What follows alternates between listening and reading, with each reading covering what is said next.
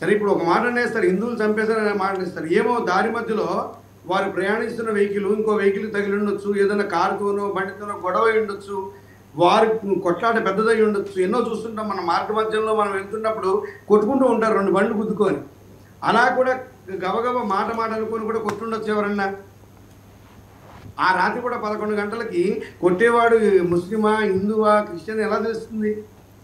పడిపోయిన వాడిని లేపిన వాడే ఏ కులమో తెలియదు, 108కి ఫోన్ చేసిన వాడు ఏ కులమో తెలియదు. అవును, అలాంటప్పుడు చికిత్స చేసేటువంటి డాక్టర్ ఏ కులమో తెలియదు, అదేవిధంగా కేసును విచారించేటువంటి పోలీస్ అధికారిది ఏ కులమో తెలియదు, అదేవిధంగా పోస్ట్ మార్టం చేసినటువంటి ఎవరైతే సిబ్బంది ఉంటారో వారిది ఏ కులమో తెలియదు, ఏ మతమో తెలియదు. మనుషులే అందరూ.